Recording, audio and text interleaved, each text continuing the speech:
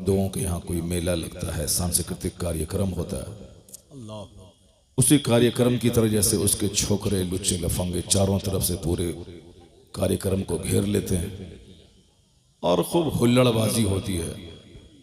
तो हमारे बच्चों ने भी उन्हीं हिंदुओं की धार्मिक सभा की तरह हमारे इस जलसे को एक सभा, एक मेला बना दिया। यही वजह है कि बच्चे आते हैं और नात सुने, खड़े खड़े गुटखा खाते रहे, पान चबाते रहे, गपशप करते रहे, मोबाइल चलाते रहे। अब बैठे, नात सुने और उसके बाद भाग गए। ये सारे बच्चे, अगर इनसे कहा जाए कि गैर मुस्लिम जो हम पर एतराज करता है कि इनके पैगंबर की जिंदगी का ये चैप्टर कैसा है, तो आप सारी जिंदगी अगर इसी तरह जलसा सुनते रहे कि नात सुन के भाग गए, तो तुम उसका जवाब क्या दोगे? तुम खुद उस काफिर की तरह कंफ्यूज्ड हो जाओगे जी। तुम खुद अपने मजहब में शक करने लगोगे। अल्लाह। जबकि ये खुसूसी इंतजाम सिर्फ मजहब इस्लाम में है। यहूदियों के यहाँ बाज़ाब्ता कोई नसीहत का कोई चैप्टर नहीं है। क्रिश्चियनों के यहाँ कोई वीकली या मंथली लोगों के समझाने का कोई सिस्टम नहीं है। क्रिश्चियन साल में एक बार वो सेंट मैरी अपने हिसाब से 25 दिसंबर को क्रिसमस डे मनाते हैं, चॉकलेट बांटते हैं और एक जोकर ड्रामा करता है, बस वो क्रिसमस डे अपना मना लिया। वीकली उसके यहाँ है, संडे के दिन चर्च लोग आए तो कुछ लोग चर्च जाते हैं, ढोल बजाते हैं, चीखते चिल्लाते हैं, चले आते हैं। लेकिन ये इंतजाम कि हफ्ते में एक बार जुमा के दिन सारे मुसलमानों को कंपलसरीली मस्जिद में आना है और जुमा की नमाज बगैर तकरीर के नहीं होती है। 5 नमाजें जहां चाहे पढ़ लें, मगर जुमा की नमाज के लिए खुतबा शर्त है। जिस तरह बगैर वजू के नमाज नहीं होती, उसी तरह बगैर खुतबे जुमा के जुमा की नमाज नहीं होती है। शरीयत ने यह इंतजाम किया है कि कम से कम हफ्ते में एक दिन जरूर अल्लाह का डर मुसलमान के दिल में डाल दिया जाए। सुभान अल्लाह, सुभान अल्लाह, वाह वाह। अब उस खुतबे जुमा में क्या कहा जाता है? इन्नल्लाह यअमुरु बिल अदल वल इहसान व ईताइ ज़िल कुर्बा व यनहा अनिल फहशाइ वल मुनकर वल बग़ी यअज़ुकुम लअल्लकुम तज़क्करून। यह एक जामे आयत है। इस आयत के बारे में मुफस्सिर फरमाते हैं कि कुरान में और कोई आयत नहीं भी नाजिल होती, सिर्फ यही एक आयत नाजिल होती तो नुज़ूल कुरान का मकसद पूरा हो गया। अल्लाहु अकबर, अल्लाहु अकबर, वाह वाह वाह, सुभान। तो इस आयत की तिलावत खुतबे जुमा में अरब में, अजम में, पूरी दुनिया में होती है। हम लोग बचपन से सुनते हुए चले आ रहे हैं और आप लोग भी सुनते हैं, लेकिन चूंकि तवज्जो आपकी नहीं रहती है, इसीलिए आज तक आपने आलिम से पूछा नहीं कि भाई इसी आयत की तिलावत क्यों होती है। 6666 आयतें कमोबेश कुरान शरीफ में हैं, सिर्फ इसी आयत की तिलावत क्यों होती है? न आपकी तवज्जो गई और हमारी तवज्जो बचपन में नहीं गई थी। अब जब मैंने गौर किया तब तवज्जो उधर गई है। उसका मतलब यही है कि सिर्फ इस आयत के पढ़ देने से समझ लो कि पूरा कुरान पढ़ दिया गया। अब उस आयत में क्या कहा जाता है? हर हफ्ते में मैं ये नसीहत, ये वाज की बात कर रहा हूं कि इस्लाम ने कितना जबरदस्त इंतजाम किया है। मुसलमानों का बच्चा बिगड़ जाए ऐसा हो ही नहीं सकता।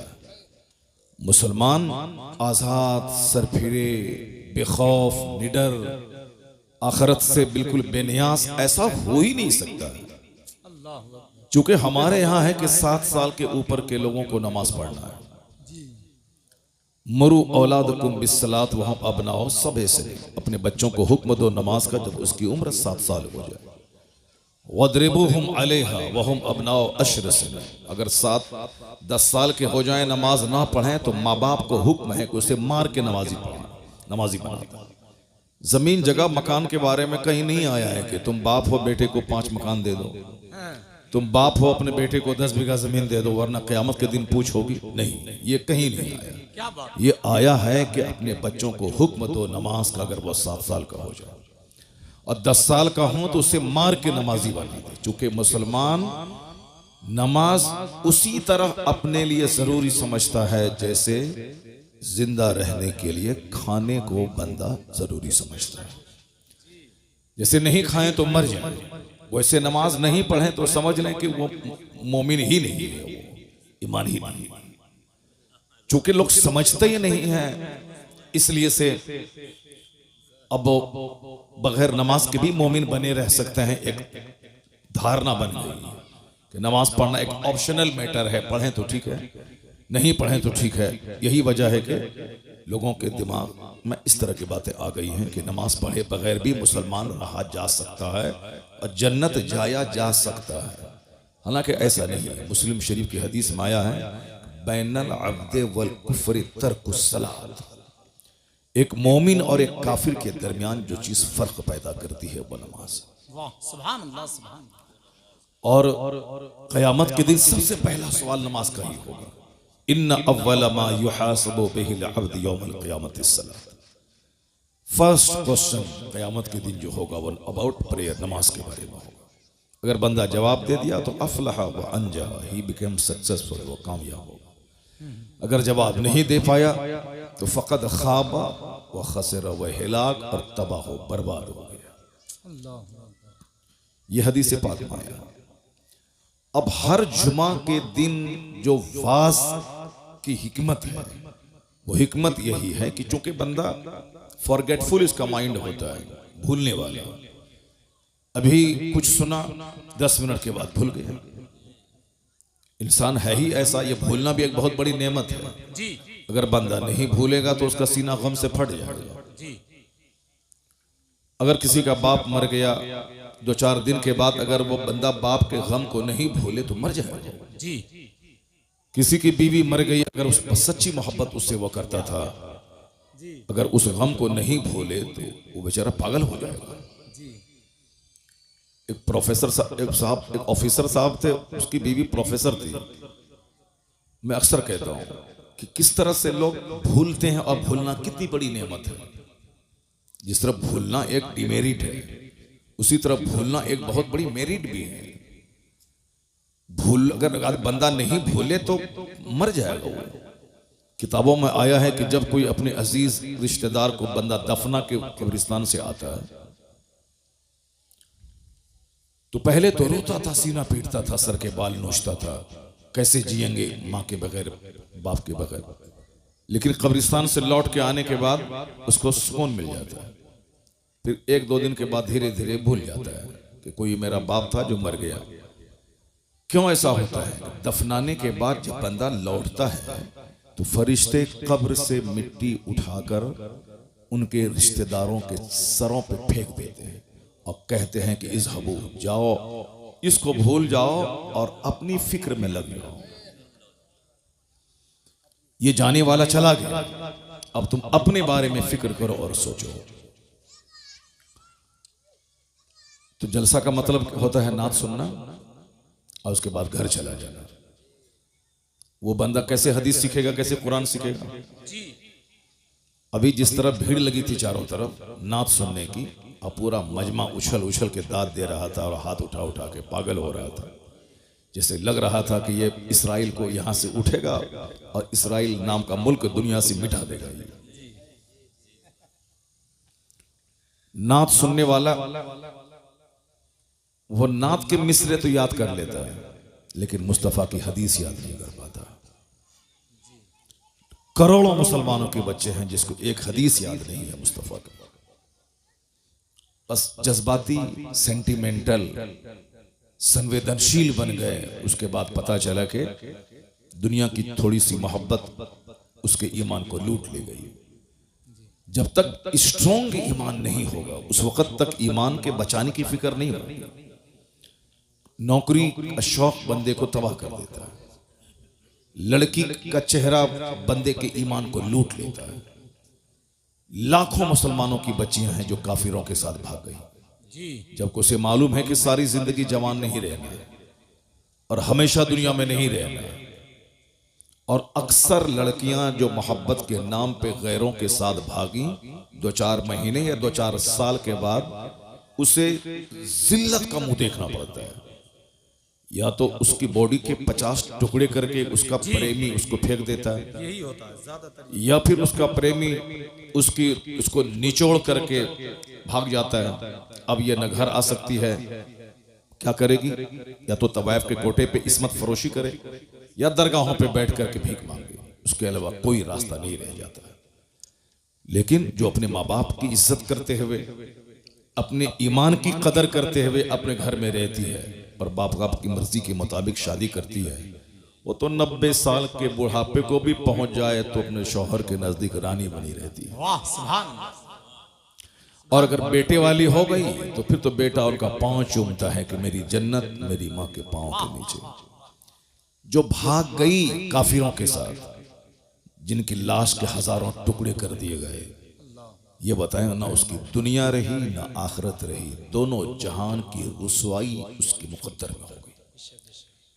चूंकि उस लड़की ने जाना नहीं, लड़की हो या लड़का, उसने जाना नहीं कि आखिरत क्या है, ये दुनिया का महत्व क्या है। ये दुनिया एक पानी का बुलबुला है, जैसे उठा खत्म हो गया। एक चिंगारी है जो भड़की बुझ गई। ये दुनिया के 100 साल एक सेकंड है, इसे खत्म हो गए। काफिर चाहे गुड़ खाए के गोबर खाए के शराब पिए के पानी पिए, उसका तो कोई संविधान ही नहीं है उसके पास, ना कोई जीवन पद्धति है, ना कोई नियमावली है, ना कोई सिलेबस ऑफ लाइफ है उसका। उसके नजदीक सब बराबर है, शराब बराबर है, गाय का पेशाब बराबर है, वो जो चाहे पिए। ये तो हम मुसलमानों को समझना है कि क्या राइट है क्या रॉन्ग है, क्या गुड है क्या बैड है, क्या जायज है क्या ना जायज है, क्या करना है क्या नहीं करना है। तो हम मुसलमानों को समझना है और हम को समझाने के लिए अल्लाह ने अपने महबूब को दुनिया में भेजा है।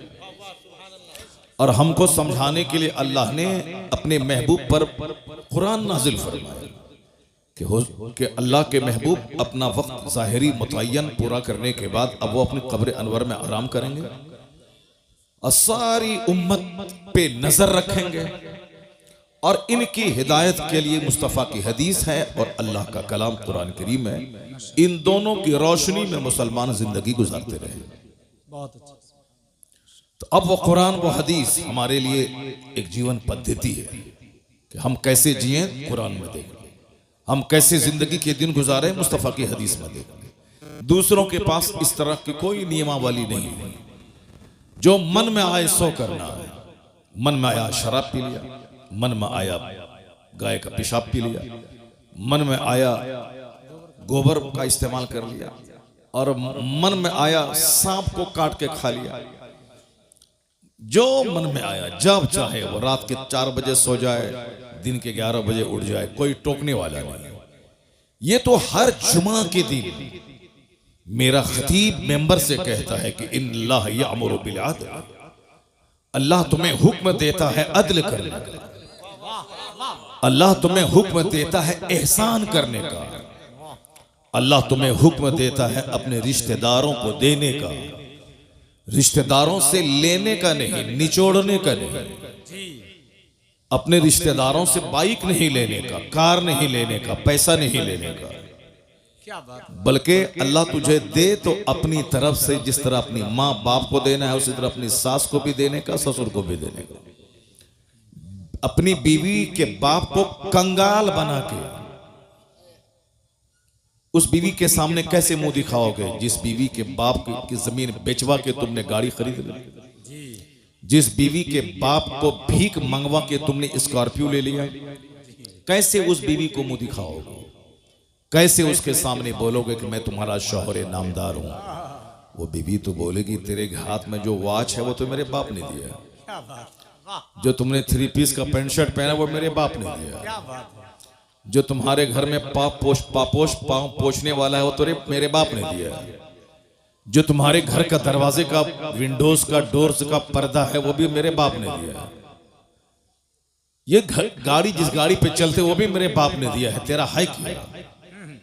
और तू जो बोलेगा कि मैं शौहरे नामदार हूं, शौहरे नामदार वो नहीं होता है कि जो अपनी बीवी के बाप को कंगाल बना के ऐश करता है। शौहरे नामदार वो होता है क्या बात है जरा, जो अपनी कमाई से घर बनाता है, वाह अपनी कमाई से फर्नीचर बनाता है, अपनी कमाई से वॉच से लेके शूज से लेके स्पेक्टेकल से लेके 4 व्हीलर और 2 व्हीलर तक खरीदता है। अपनी कमाई से फ्रिज, एसी, वॉशिंग मशीन सब लेता है और एक नेक संजीदा लड़की से निकाह करके उसके बाप से कहता है कुछ नहीं, सिर्फ बेटी देना हमको, वाह सुभान अल्लाह। क्योंकि हमें निकाह करना है आपकी बेटी से।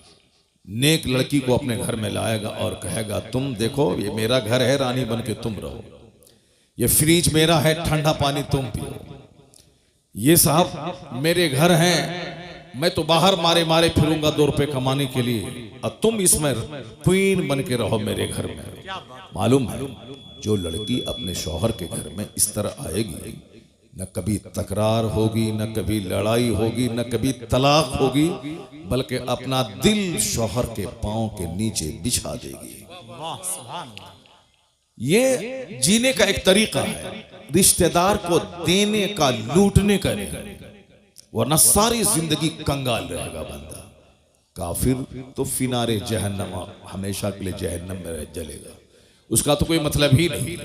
क्योंकि हमको जन्नत जाना है, चूंकि हमको ये दुनिया का 100 साल तो 1 सेकंड है, खत्म हो जाएगा। हमारे लिए आखिरत है, यही हदीस का सबसे बड़ा उन्वान है, यही कुरान पाक का सबसे बड़ा टॉपिक है कि हमारे लिए आखिरत है। तो अक्लमंद है वो जो आखिरत की बात सोचे। ए लड़का, ए कहां भाग रहा है, बैठो, क्या बंदर की तरह करता है यार, छुछंदर की तरह करता है। नात पढ़ता रहा, सुनता रहा, और अभी हदीस पढ़ रहा हूं, भाग रहा। अगर इसको हिंदुस्तान का हिंदू इसको काटेगा तो कसूर किसका है? जी अगर हमारे घरों को ये काफिर उजाड़े तो कैसे तड़पेगा और कैसे अल्लाह की रहमतों को आवाज देगा। जो मस्जिदों को उजाड़ेगा उसकी जिंदगी में सुख कभी नहीं होगा। जी जो मदरसे को उजाड़ेगा अल्लाह ताला उसके घर को उजाड़ देगा। क्या बात, जो दीनी मजलिसों को उजाड़ेगा अल्लाह उसकी जिंदगी से सुख चैन को उजाड़ देगा। कभी गौर करते हो कि सारे लोग बंदर की तरह मारे मारे फिर रहे हैं। अरबों में खेलने वाला भी छुछंदर की तरह मारे मारे फिर रहा है। चेहरा काला है, खुदकुशी है, सुसाइड है, जहर खुरानी है, दिन रात का टेंशन है, 1 दर्जन बीमारी में घिर के तड़प तड़प के मर जाना है। सुकून चैन किसके पास है? मकान, दुकान, गाड़ी, छकड़ा, उसी के पीछे सब पागल है। डॉक्टर, इंजीनियर, मकान बनाए, गाड़ी खरीदें, मजा मौज मस्ती करें। हर घर दुखी है। सीने को फाड़ के देखोगे तो 1000 जख्म मिलेगा। इसलिए कि जिस रास्ते में चल के तुम चैन ढूंढ रहे हो उस रास्ते में अल्लाह ने चैन नहीं रखा है। जिस रास्ते पे चल के तुम सुकून तलाश कर रहे हो अल्लाह ने वहां सुकून नहीं रखा है। वरना मैं अक्सर कहता हूं कि सुशांत सिंह राजपूत जैसा करोड़ों में खेलने वाला फिल्म का एक्टर वो फांसी के फंदे पे लटक गया। अगर फिल्म में नाचने से सुकून मिलता तो फिर वो फांसी के फंदे पे नहीं लटकता। 30 साल की खूबसूरत लड़की एक्ट्रेस फिल्म में नाचने वाली, जिसके पीछे हजारों लड़के दीवाना रहते थे और करोड़ों लोग फिल्म में देख देख के उस पर जान निछावर करने को तैयार रहते। वो लड़की की सड़ी हुई लाश घर से निकली। अगर हुस्न में ही खूबसूरती है और 1000 लड़कों के बीच में झूमने में मस्ती है तो उस लड़की को जहर करके नहीं मरना चाहिए। तुम्हें मालूम है कि Charlie Chaplin British film star, जिसका एक मशहूर मकूला है कि I like to walk in the rain nobody can see my tears, मैं बारिश में टहलना चाहता हूं ताकि जी भर के रोऊं और कोई मेरे आंसू को देख नहीं पाए। करोड़ों को हंसाने वाला, करोड़ों जिसके फैंस हैं, वो ब्रिटिश फिल्म स्टार है, मगर हिंदुस्तान में करोड़ों लोग हैं जो उनके फैन हैं, उनके साहब दिलदादा है। लेकिन वो आदमी इतना गमगीन है, करोड़ों को हंसाने वाला। उसका मखूला अभी चार्ली चैपलिन बोले, वो इंटरनेट पे उसका ये लफ्ज सामने आ जाएगा, ये जुमला I like to walk in the rain, nobody can see my tears. मैं बारिश में टहलना चाहता हूं ताकि रोऊं, जी भर के रोऊं, कोई मेरे आंसू को देख नहीं पाए। डॉक्टर के पास गया था, वो कहा था मेरे दर्द की दवा दे दो। कहा क्या है? कहा अंदर से मैं दुखी और टूटा हुआ रहता हूं, चैन नहीं है। कहा चार्ली चैपलिन का शो देखा करो, थोड़ी सी चार्मिंग पैदा हो जाएगी, गम हल्का हो जाएगा। तो वो शख्स बोला चार्ली चैपलिन तो मैं ही हूं। डॉक्टर चेहरा देखने लगा उसका, तकता रह गया। कहा मैं, डॉक्टर चूंकि खुद उसका शो देखा करता था और हंसा करता था, गम को हल्का किया करता था। अब वो चौंक गया, जिसको हजारों लोग सुन के देख के गम की दवा करते हैं, वो शख्स अंदर से इतना दुखी है कि अपने दर्द की दवा तलाश करने डॉक्टर के पास आया और कहता है कि मैं जी भर के रोना चाहता हूं, और तुम मोटरसाइकिल खरीद के, मोबाइल चला के और गली कुचे में घूम करके एक तो छोटा सा घर बना के सोचते हो कि हमको सुकून मिल जाएगा। नहीं मिलेगा सुकून। न चार्ली के घर में सुकून है, न लता मंगेशकर के घर में सुकून है। अरबों में खेलने वाली, उसका भी एक जुमला द टाइम्स ऑफ इंडिया में छपा था, जो हिंदुस्तान का सबसे बड़ा अखबार है, द टाइम्स ऑफ इंडिया, अंग्रेजी का। क्योंकि तुमको हुल्लड़बाजी करने, गुटखा खाने से फुर्सत कहाँ है कि तुम अंग्रेजी का अखबार पढ़ेगा? तुम तो उर्दू भी ठीक से नहीं जानते, बस भीड़ लगाया, नाच सुने, भाग गए। अब चाहे इस्लाम कुछ भी कहे, कुरान में जो आया, हदीस में जो आए, जहन्नम ही में चलेंगे, देखा जाएगा, मगर नाचेंगे, कूदेंगे। ये अक्लमंदी का तकाजा नहीं है। जुमा के खिताब और ईदैन की तकरीर और हर महफिल मिलाद का वाज किसी भी मजहब में समझाने का इतना सिस्टम नहीं है जो सिस्टम इस्लाम ने हमको दिया। जुमा के दिन वाज सुनना ही सुनना है, ईद और बकरीद में तकरीर सुनना ही सुनना है। खुतबे निकाह, निकाह की महफिल में पहले खुतबा पढ़ना सुन्नत है। उस खुतबे में कुरान की 3 आयतों की तिलावत होती है और तीनों आयतों में इत्तकुल्लाह कहा गया, अल्लाह से डरो। शादी का मौका है और ये खुतबा सुन्नत है, सरकार ने खुतबा पढ़ा और उसमें 3 आयतों की तिलावत होती है। या अय्युहन्नासुत्तकू, ऐ लोगो अल्लाह से डरो। या अय्युहल्लज़ीना आमनू तक़ुल्लाह हक़्क़ तुक़ाती, जिस तरह अल्लाह से डरने का हक है उस तरह ईमान वाले डरो। या अय्युहल्लज़ीना आमनू तक़ुल्लाह वक़ूलू क़ौलन सदीदा, ऐ लोगो, ऐ ईमान वालो, अल्लाह से डरो और सच्ची बात बोलो, लाग लपेट वाली बात मत बोलो। अंदर में कुछ, जबान पे कुछ, मुनाफिकत वाली बात मत बोलो, सीधी बात बोलो, सच्ची बात बोलो। क़ूलू क़ौलन सदीदा युस्लिह लकुम, जो तुम्हारी जिंदगी को संवार देगा। अल्लाह से हम सोचते हैं कि निकाह का मौका खुशी का मौका है, और 3 आयतों की तिलावत, आयत खौफ की तिलावत हुजूर ने की है। क्यों? कि इस मौके पे आदमी अक्सर बहक जाता है, इसलिए हुजूर ने 3 आयत खौफ की तिलावत करके बताया है, न तेरे बेटों की लाश तुझको काफिर बनाए, न तेरे बेटे की बारात तुझको दीन से फिरा दे। चाहे बेटे की बारात निकले तो भी तुम दीनदार बन के रहना, चाहे बेटी का जनाजा निकले तो भी तुम दीनदार बन के रहना। यानी बेटे की बारात निकले तो भी नमाजी बन के रहना, चाहे घर से जनाजा निकले तो भी नमाजी बन के रहना। ना खुशी का मौका तुझे फिरौन बना दे, ना गम का मौका तुझे दकियानूसी बना दे और अल्लाह की रहमतों से मायूस कर दे। ऐसा नहीं, अपने रसूल की रस्सी को मजबूती से थामे रहना। गमी में भी मोमिन रहोगे, खुशी में भी मोमिन रहोगे, हर हाल में मुसलमान रहोगे। तो ये वास की तरकीब इस्लाम ने दी है। क्यों? एक जुमा को तकरीर सुना कि दुनिया कुछ नहीं है, लगा कि अब हमको आखिरत की तैयारी करनी है। लेकिन जैसे ही वहां से जुमा पढ़ के घर आए, बाल बच्चों का मुंह देखा, तकरीर का 10% पानी वहीं खत्म उतर जाता है। फिर साहब Saturday, Sunday, Monday, Tuesday, Wednesday, Thursday, यानी शनिचर, इतवार, सोमवार, मंगल, बुध को धीरे धीरे 10%, 20%, 40%, 50% काफिरों का, जोकरों का, शरीरों का, शराबियों का, बेनमाजियों का मुंह देखा। मौलाना साहब ने जो जुमा में समझाया था कि दुनिया जीरो है, आखिरत सब कुछ है, इसको लगा था कि अब मैं आखिरत की तैयारी करूंगा। तो जुमरात होते होते नसीहत का पानी उतर जाता है। अब वह अगले जुमा के दिन पक्का दुनियादार बन जाता। नहीं, मौलाना साहब जो बोला ये उनका काम है, मगर बगैर पैसा की दुनिया में इज्जत नहीं मिलेगी, पैसा कमाना पड़ेगा चाहे जहां से हो। अब ये पक्का फिरौन बन जाता। लेकिन शरीयत ने इंतजाम किया कि जो पानी नसीहत का सूखने वाला है, अगले जुमा को फिर नसीहत का पानी चढ़ा दिया जाए। सुभान अल्लाह, सुभान अल्लाह। जब जमीन सूखने लगती है, खेती के लायक नहीं रहती, आसमान का पानी उस मुर्दा जमीन को जिंदा करता है। उसी तरह यह दिल जब मर जाता है, गंदों बुरे लोगों की सोहबत में बैठ कर, तो इस्लाम ने इसीलिए हर जुमा के दिन तकरीर खुतबे जुमा को लाजिम करार दिया है, ताकि जैसे ही दिल मरने वाला हो, अगले जुमा को नसीहत का पानी फिर उस पर डाल दिया जाए, ताकि वो दिल मरने से बच जाए।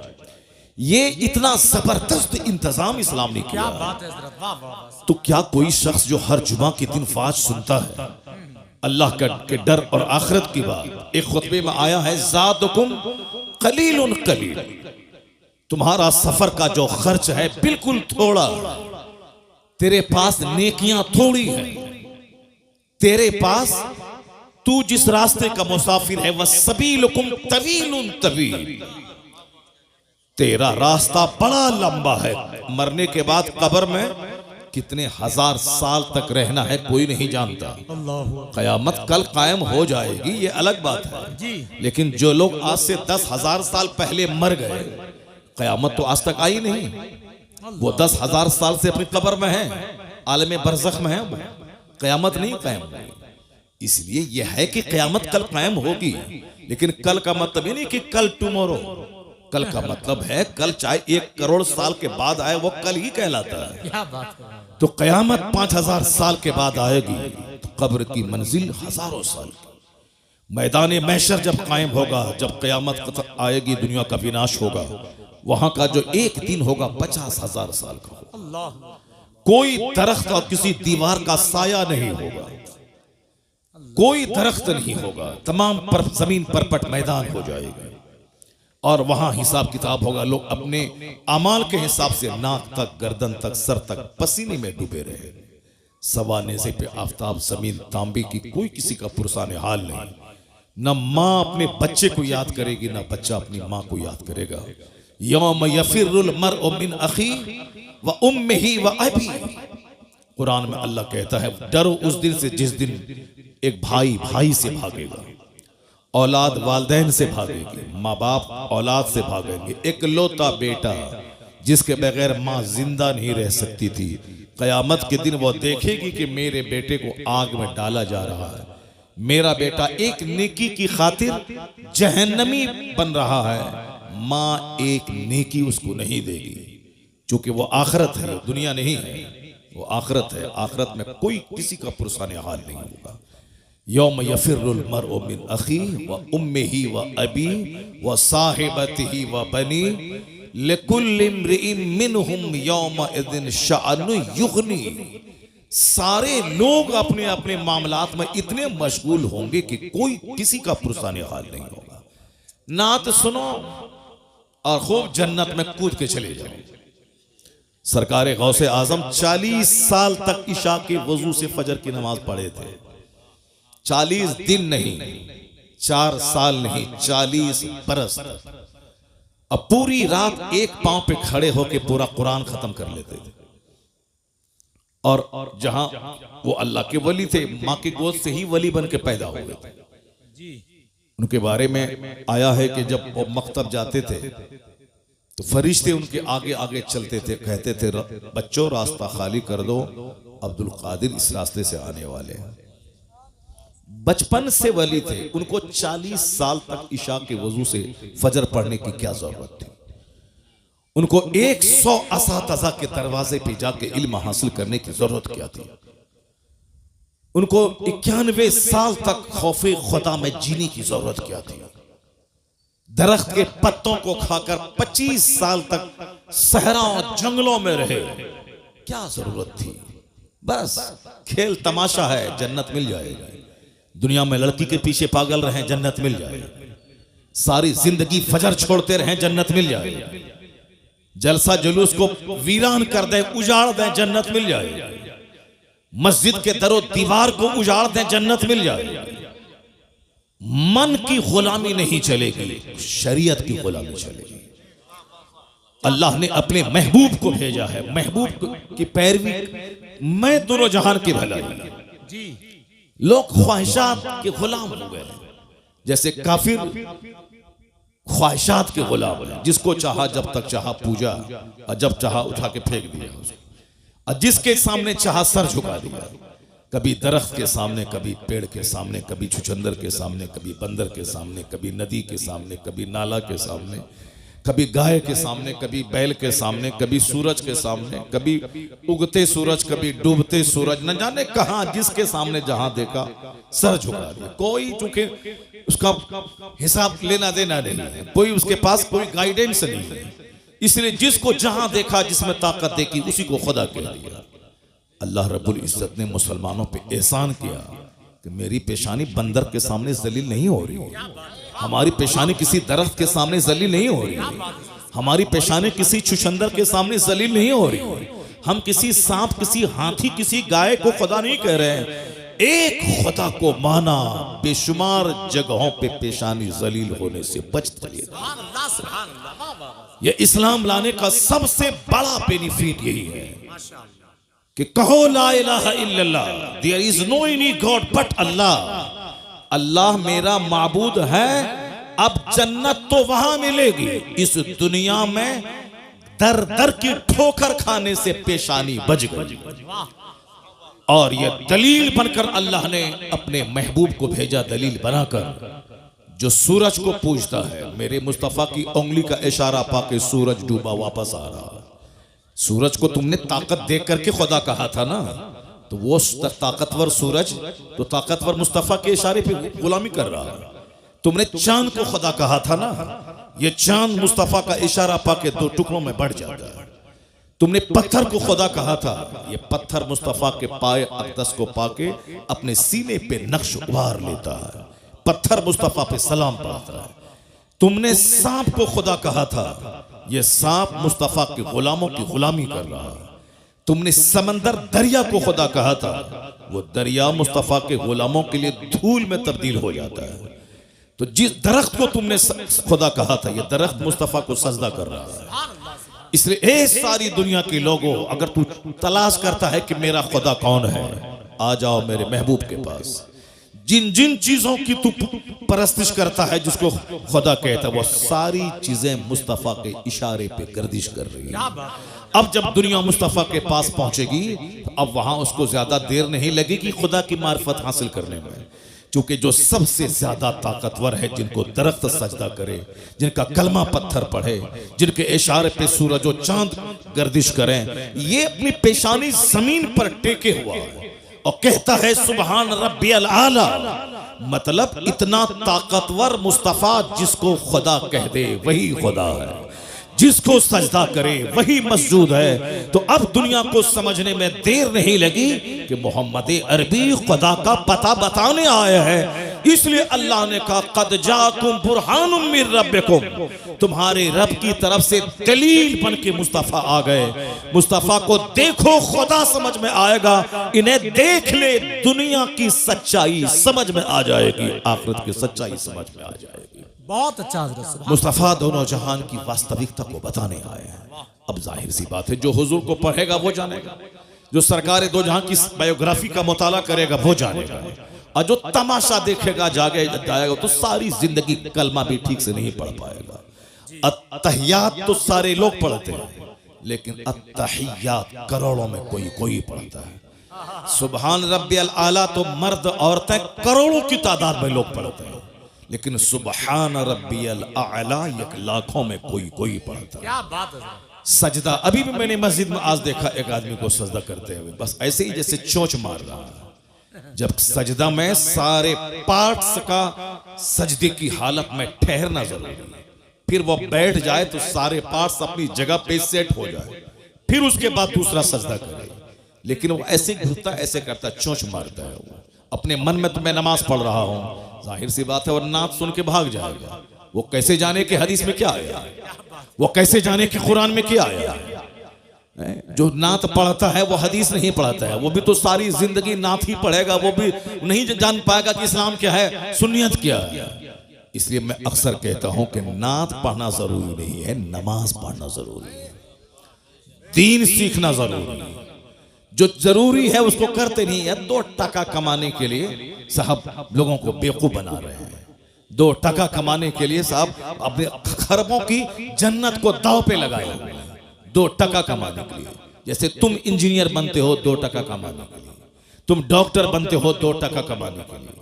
तुमको न नमाज की फिक्र है, न रोजे की फिक्र है, न आखिरत की फिक्र है, न कब्र के सवाल जवाब की फिक्र है, न कुरान पाक में जो खरबों नसीहतें हमारे लिए हैं उसके पढ़ने की फिक्र है। बस physics, chemistry, biology, zoology, botany पढ़ा, नौकरी मिली, 1 लाख रुपए महीना कमाया, पेट भरा, छोटा सा घर बना, छोटी सी स्विफ्ट खरीदी, इतराया, चक्कर आया, गिरे, मर गए। अब सारी दुनिया खत्म। अब जहां गए वहां का एक दिन 50,000 साल के बराबर। ये बताओ क्या करोगे वहां, क्या होगा वहां? ना कोई पुरसाने हाल नहीं होगा वहां। वहां ये नहीं बोलेगा कि मालिक हम नहीं जानते थे, नहीं। तो जुमा के दिन तुमको बताया जाता था कि अल्लाह हक है, कुरान हक है, नबी हक है, जन्नत जहन्नम हक है। हर ईदैन की किताब में तुमको बताया जाता था कि जन्नत हक है, जहन्नम हक है, कुरान हक है। ये आखिरत तुम रोजाना लाशों को कांधे पे उठाते थे जो तुम्हारी तरह तुमसे ज्यादा ताकतवर था, लेकिन फजर के बाद उसकी मौत का ऐलान हुआ, जोहर के बाद तुम उसको दफन करके कब्र से आ गए, मगर फिर भी तुमको होश नहीं आया कि हो सकता है कल फजर के बाद मेरी मौत का ऐलान हो जाए। तुम ये सोचे कि ये मरा है, मैं तो नहीं मरूंगा, इसलिए तुम दुनिया में मस्त रहे। अजान की आवाज तुझको क्या बुलाती थी कि खाना पीना तो सूअर छुछंदर सबको अल्लाह रोजी देता है। वमा मिन दाबतिन फिल अर्द इल्ला अल्लाह रिज़्क़ुहा। कुरान साफ कहता है कि जमीन पे चलने वाला कोई चौपाया ऐसा नहीं है जिसकी रोजी का जिम्मा अल्लाह ने न लिया हो। काफिर अल्लाह को गाली देता है मगर अल्लाह उसे भी रोजी देता है। जो अपनी इज्जत बेचकर तवाइफ के कोठे पे 2 रुपया कमाती है, अल्लाह उसे भी रोजी देता है। सूअर, बंदर, छुछंदर, सांप, उसको अल्लाह रोजी देता है। जो अल्लाह को गाली देता कहता है कि कोई अल्लाह नहीं है, वह नास्तिक माअज़ अल्लाह, अल्लाह उसे भी रोजी देता है। सारी कायनात का खालिक अल्लाह है, इस सबको इसका इकरार है। चाहे भले ही अपनी जबान में जो कह दे, वह बोले कि साहब उस खुदा को जो अपनी जबान में, इब्रानी में, सुरियानी में, अंग्रेजी में, हिंदी में जो कहे, मगर वह बोलता है कि गॉड इज वन, अल्लाह एक है जो सारी दुनिया को पैदा किया है। भले ही बहुत सारे लोग हैं जो किसी राजा के बेटा को खुदा कहता है, जो खुद माँ के पेट से पैदा हुआ है, जो एक राजा का बेटा है, ये खुदा कैसे हो सकता है? जो अपने माँ के पेट में रहा, पैदा हुआ, उसकी माँ थी, उसका बाप था, जो दुनिया का खुदा है उसका कोई न माँ है न उसका बाप है, वो लम यलिद वलम यूलद है, और ये इस राजा का बेटा को खुदा कहता है। तो अब उनको कहा जाए तो वो कहता है कि हाँ ये उस खुदा का ये अवतार बन करके आ गए हैं। अब तरह खुराफात में लोग गुम हो गए। खुदा का अवतार बन के आ गए, खुदा का पैगंबर बन के बंदा आता है, खुदा बन के कोई आदमी की शक्ल में नहीं आता है। तो अब वो अपने हिसाब से कह रहा है, मगर ये कह रहा हूं आपसे कि उसको जैसे चाहे वो बोलता है, लेकिन सच्ची बात यही है कि दुनिया का खालिक मालिक अल्लाह है।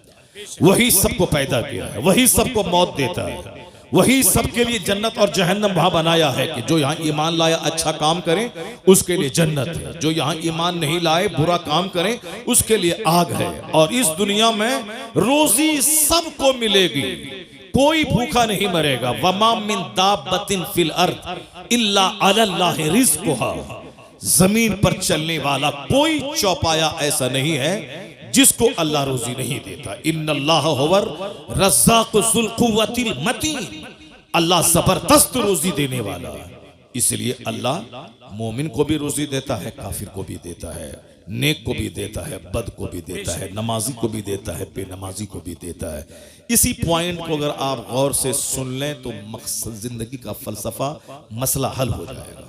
क्योंकि गौर से सुनते ही नहीं, आप बोलते कि मौलाना साहब तकरीर अपने हिसाब से करते हैं, जो वो रट के आते हैं, बोल के आते हैं, अपना मजमून सुना दिया, अपना काम किया, चला गया।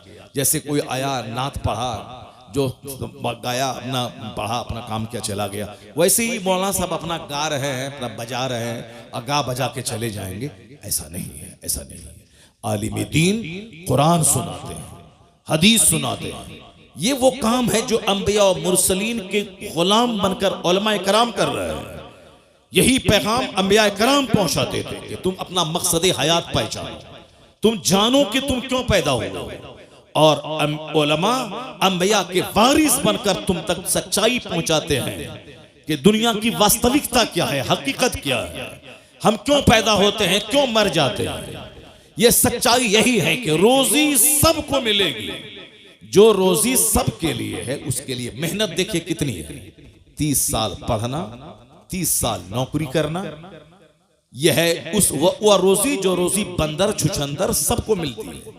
उसके 30 साल पढ़ना, 2-4-5 साल कंपटीशन फेस करना, मारे मारे फिरना, सऊदी अरब जाना, अमेरिका जाना, 2 टका कमाना, घर बनाना, खाना, शादी ब्याह करना, 2 बच्चा पैदा करना, उसके बाद मर जाना।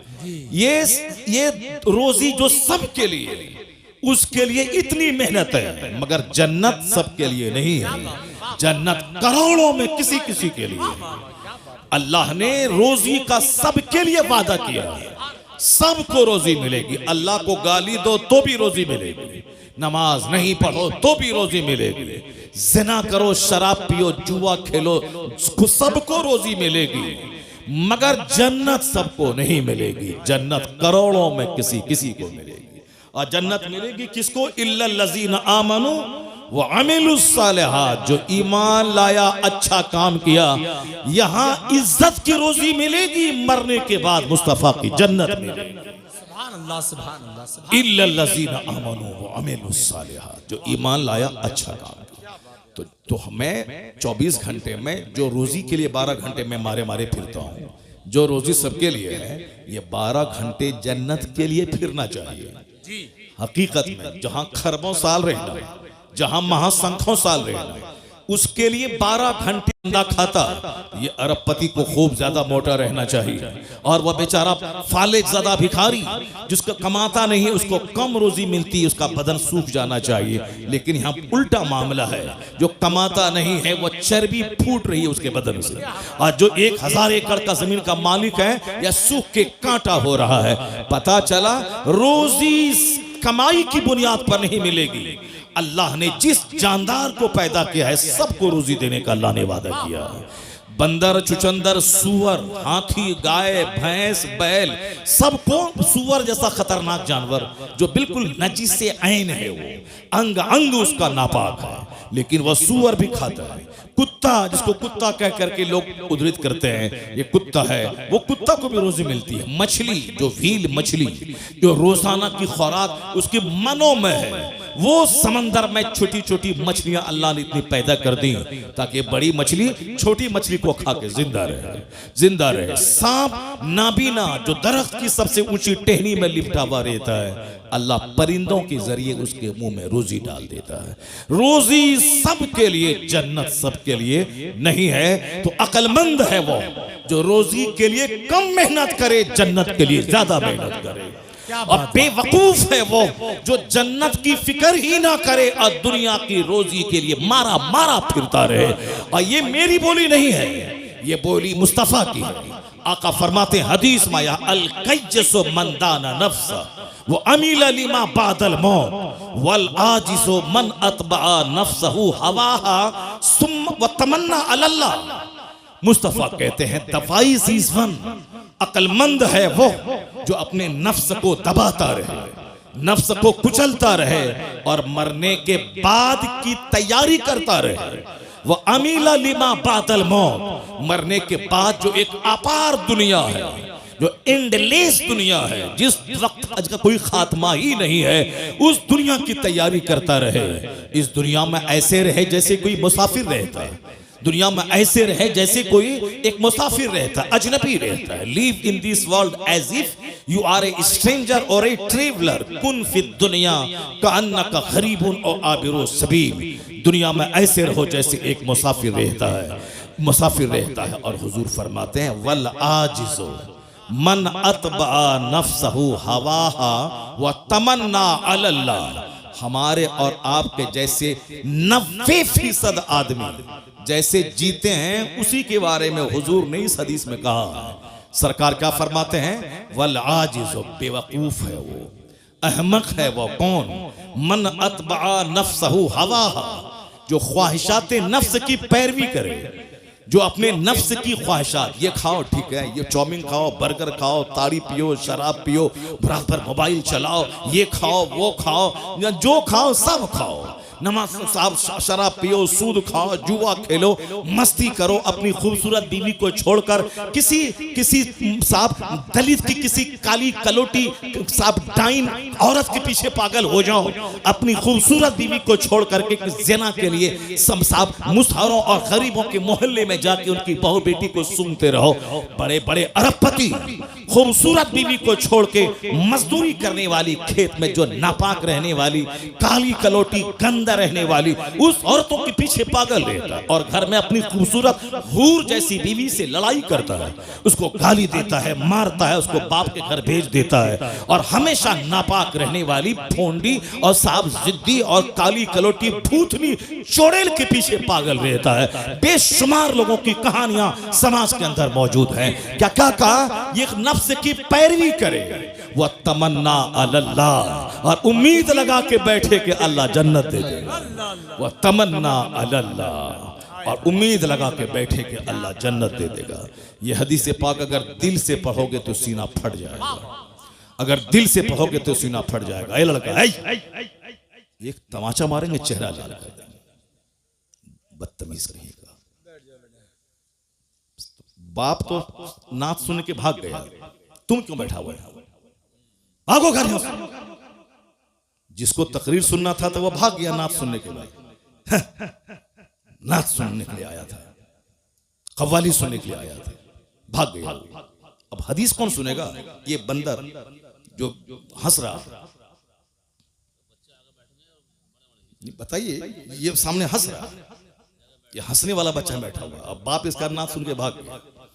अब सुबह उठेगा, कल कोदाल पसनी लेगा और कमाने के लिए दिन भर चला जाएगा, दिन भर मारे मारे फिरेगा, और 2 रुपया कमाएगा, बोलेगा हमसे बड़ा कोई नहीं। एक छोटा सा घर बना लेगा, बोलेगा हमसे बड़ा कोई नहीं। एक छोटी सी स्विफ्ट खरीद लेगा, बोलेगा हमसे बड़ा कोई नहीं। लता मंगेशकर के पास करोड़ों की कार थी, खरबों का बंगला उसका बंबई में मौजूद है, लेकिन वह बोली थी, मन नहीं लगता है दिल दुनिया में, I like to leave this world, मैं इस दुनिया को छोड़ना चाहती हूँ। द टाइम्स ऑफ इंडिया अखबार में उसकी इंटरव्यू छपा था उसका, और उसमें वो बोलती कितना गाने सुनूं, कितने अपने घर के सरो सामान को देखूं, सजाऊं, उलट पुलट करूं, ये फूल का गमला उधर, उसका गमला इधर, दिन भर क्या करूं, पैसों की कोई तो है नहीं, करोड़ों के जेवर, कभी अमेरिका, कभी यूरोप, कभी नॉर्वे, कभी फ्रांस, कभी जर्मनी, कभी कनाडा, कभी थाईलैंड की राजधानी बैंकॉक, कभी मलेशिया, कभी इंडोनेशिया, कहाँ नहीं घूमी वो औरत। बुलबुले हिंद कहलाती थी, लेकिन वो बोली कि जिंदगी में अब मजा नहीं है, मैं मरना चाहती हूँ। चार्ली चैपलिन, जिंदगी में मजा नहीं है, अब मैं रोना चाहता हूँ। और तुम स्विफ्ट, गुटखा और सिगरेट और छोटा सा बगैर प्लास्टर के घर लेकर के तुम मजा लेना चाहते हो, कैसे मजा मिलेगा? वहां खरबों में खेलने वाला तो मरना चाहता है, वहां खरबों में खेलने वाली मरना चाहती है। तो अब तुम्हारा अकीदा रोशन हो रहा है, तुम्हारे कुरान का पैगाम सर चढ़ के बोल रहा है। क्या बोल रहा है कि दुनिया ने तो सोचा था फैक्ट्री डालूंगा मजा मिल जाएगा, बंबई में घर खोद बनाऊंगा मजा मिल जाएगा, लंदन घूमूंगा मजा मिल जाएगा। अरे अल्लाह ने मजा लंदन घूमने में रखा ही नहीं है, न सोफा में, न गद्दा में, न इनोवा में, न फॉर्च्यूनर में, न जागवार कंपनी की 10 करोड़ की कार में, न बंबई के 100 मंजिला मकान में, न बुर्ज खलीफा दुबई में, न अमेरिका के साथ व्हाइट हाउस में। तो सुकून है कहां? इंजीनियर जहर खा के मर रहा है, वो डॉक्टर कलकत्ता का देखा, अब वो जेल में सड़ेगा, फांसी की सजा उसको होगी, अरबों में खेलने वाला, मगर वही ख्वाहिशात की गुलामी ने तबाह किया। पता ये चला कि सुकून न डॉक्टर बनने में है, न इंजीनियर बनने में है, न अमेरिका घूमने में है, न मकान बनाने में है, न 50 कपड़ा डेली चेंज करने में है। तो सुकून है कहां? अल्लाह अला बिज़िक्रिल्लाह तत्मइन्नुल कुलूब। कुरान कहता जान ले जहां इबादत है वहां सुकून है, जहां जिक्र है वहां सुकून है। ये दिलों को सुकून अल्लाह की याद ही में मिल सकता है। नारे तकबीर, नारे रिसालत, मसलके आला हजरत। सुभान अल्लाह, सुभान अल्लाह। अला बिज़िक्रिल्लाह तत्मइन्नुल कुलूब। आज सबको दिल की बीमारी लगी हुई है। क्यों? इस दिल में अल्लाह की याद के अलावा सब कुछ है। इस दिल में बीवी है, बच्चा है, शादी है, बियाह है, इस दिल में सब कुछ है। अल्लाह ही नहीं जो हमारा हकीकी मालिक, हमारा खालिक, हमें मारने वाला, हयात देने वाला, जन्नत देने वाला, रोजी देने वाला है, वो अल्लाह की मोहब्बत ही दिल में नहीं। मर्द को रहना चाहिए जलसे में, तो वहां वो बैठी हुई है। वो सब बताइए, जिसको गप करने से फुर्सत नहीं है वो बैठी हुई। वो भी बोलती है कि फला शायर को बुलाइए और उस शायर को ये बोलो कि फला नात पढ़े। एक औरत आप लोगों से बोली, मौलाना साहब आ रहे हैं, इनकी तकरीर हम सुनते हैं नेट में, और उनको बोलिए कि वो हदीस पाक पढ़े जो वहां पढ़े थे। किसी को बोला? नहीं बोला। लेकिन वो उसमें से बहुत सारी हैं जो आपको बोली होगी। बोले कि मैं हुजूर आपको देखना चाहता हूँ, ये कलाम पढ़वाइएगा। ये उनको बोलना, हुजूर मैं आपको देखना चाहता हूँ, हुजूर मैं मदीना जाना चाहता हूँ, हुजूर ये उसको बोलिएगा कि वो जो है फला शेर पढ़े, फला नात पढ़े। बताइए, हदीस के बारे में कोई सवाल नहीं, कुरान शरीफ की आयतों के बारे में कोई फरमाइश नहीं है, वो नात के बारे में फरमाइश है। तो ये नात सुनने वाली तो यहाँ बैठी हुई क्यों है? जाओ घर जाओ। जब तुमको तकरीर ही नहीं सुनना है तो नात सुन करके जाओ घर जाओ। जब बैठी है तो गौर से सुनो, बात क्यों कर रही हो? अपनी तकरीर में मस्त है, अपनी तकरीर में मस्त है, अपने गप करने में लगी हुई है, अपने गप करने में लगी हुई है। गौर से सुनो, तकरीर सुनो, कुरान सुनो, हदीस सुनो। और अगर एक औरत पढ़ लिख ली, गांधी जी ने तो आज कहा था, give me a good mother, I will give you good society. तुम मुझे एक अच्छी माँ दे दो, मैं तुझे एक अच्छा समाज दे दूंगा। क्योंकि माँ की गोद में समाज पलता है। गांधी जी ने आज कहा था, मगर मेरे पैगंबर ने 1400 साल पहले कहा था, तलबुल इल्म फरीज़तुन अला कुल्ले मुस्लिमी व मुस्लिमा। हर मुसलमान मर्द और औरत पे इल्म हासिल करना फर्ज है। औरत अगर इल्म हासिल कर ली तो माँ की गोद बच्चों का पहला स्कूल। बाप चाहे जहां रहे, जिस माँ की जबान नफीस होगी उसके बच्चों की जबान भी नफीस होगी। और अगर कोई बच्चा गसीला हो, बच्चा जिद्दी हो, बच्चा बदअखलाक हो, तो समझ लें कि उसमें 50 नहीं 90% हाथ उसकी माँ का होता है। अगर बच्चे की जबान अगर गलत है तो माँ का रोल है। इसको सिर्फ सजने संवरने और साहब शादी ब्याह के दिन नया जेवर का मुतालबा करने से फुर्सत ही नहीं है। इसको क्या बच्चों की तरबियत करेगी? बच्चे कैसे बोले, बच्चे कैसे पढ़े? शहर में एक अच्छी औरत का बच्चा वो कभी नहीं बोलता है कि अजान हो रहा है, वो कभी नहीं बोलेगा कि दाल बहुत पतला है, नहीं बोलेगा, क्योंकि माँ कभी नहीं बोलती है कि अजान हो रहा है। माँ हमेशा कहती है अजान हो रही है। माँ हमेशा बोलती है कि दाल पतली है, रोटी अच्छी है, चावल अच्छा नहीं है। तो अब माँ की बात को बच्चा माँ की गोद से सुन कर अनकंसस लाशऊर में उसको स्टोर करता है। और जब उसकी जबान पे बोली खुलती है तो वही बोली निकलती है जो माँ से सुन करके यहाँ अनकंसस में था, वही वहां से निकलते हुए शऊर की जबान पे वही जुमले आ जाते हैं। इसलिए शादी ब्याह में कार मोटर कार देखने वाला अच्छी बीवी का सिलेक्शन करो, दौलत को तलाक दे दो। सिर्फ अच्छी औरत चाहिए जिसकी जबान अच्छी, जिसका अखलाक अच्छा हो, जिसका किरदार अच्छा हो, जिसका वेशभूषा अच्छा हो, जो अपनी जिंदगी को 10 मर्दों की गोद में झुलाने वाली ना हो, जो अपने जीवन अपनी जिंदगी की सुरक्षा करने वाली हो, जिनका आंख शौहर की अमानत, जिसकी जबान शौहर की अमानत, जिसका जिस्म शौहर की अमानत, और अपने बच्चों को पालने की खातिर अपनी जिंदगी की हिफाजत करे। अगर दागदार जमीन होगी कभी अच्छी फसल नहीं पैदा होगी, और जो जमीन जरखेज होगी जबरदस्त फसल पैदा करेगी। क्या बात। ये माँ है, माँ का पेट जमीन का काम करता है, बाप उसमें बीज डालता है। अगर बीज नाकारा हो तो भी फसल नाकारा, और जमीन अगर जली हुई, सड़ी हुई, गंदी और साहब बंजर जमीन हो, उससे कभी कोई अच्छी फसल की उम्मीद नहीं कर सकता है। क्योंकि दुनिया का सारा काम एक सिस्टम से होता है। गौर से सुनना, भले ही बात छिड़ गई है, मैं इसको मुकम्मल कर देता हूँ, उसके बाद फिर मैं अपनी तमहीद पे लौट के आता हूँ। उसके बाद अगर मौका मिलता है तो तकरीर करता हूँ, अगर मौका नहीं मिलेगा तो फिर दूसरी बार आएंगे तब तकरीर करेंगे। लेकिन पहले इस टॉपिक को सुन लो, जो बात छिड़ गई है।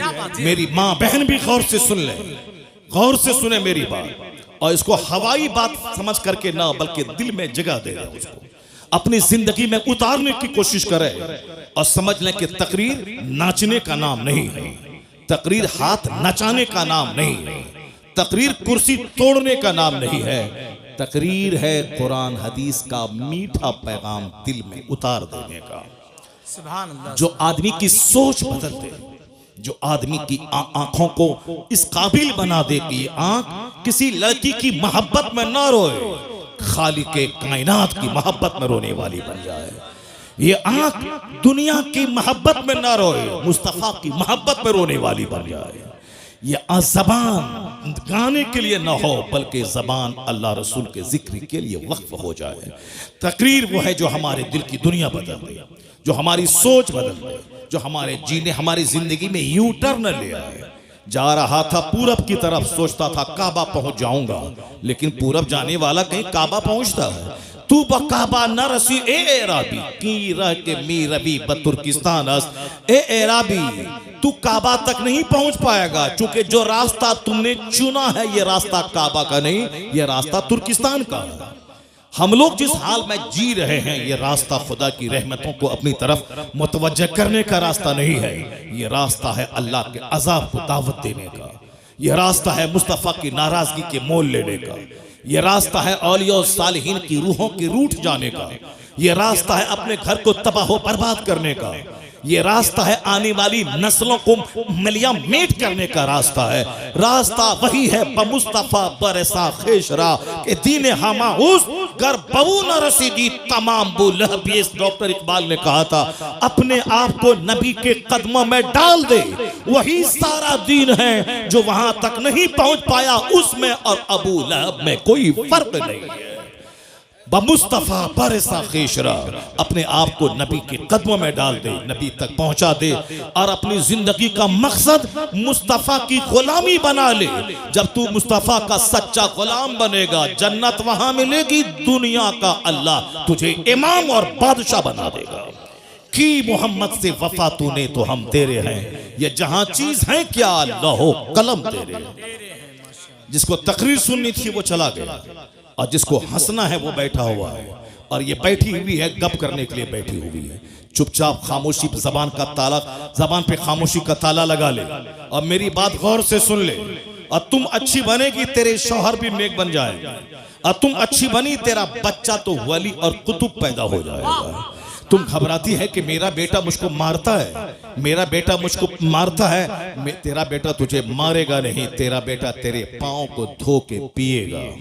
अगर तुम अच्छी माँ बन गई तो तेरा बेटा तेरे पाँव को चूमेगा, बोलेगा यहाँ चूमने से जन्नत की खुशबू आती है।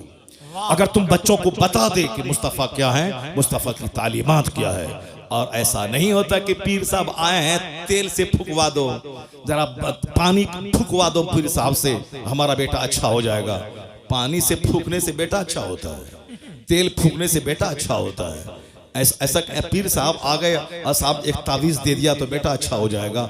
जो भरम में जी रहे हो इस भरम को हटा दो। पीर का मतलब होता है खुदा का रास्ता दिखाने वाला, पीर का मतलब है मुस्तफ़ा से जोड़ने वाला, पीर का मतलब है जो इस कदर नमाज पढ़े कि उनका मुरीद उसको देख के नमाजी बन जाए। पीर का मतलब है वो इस तरह अल्लाह से डरे रोए कि उनके सजदे को देखकर मुरीदों के सीने का जंग साफ हो जाए।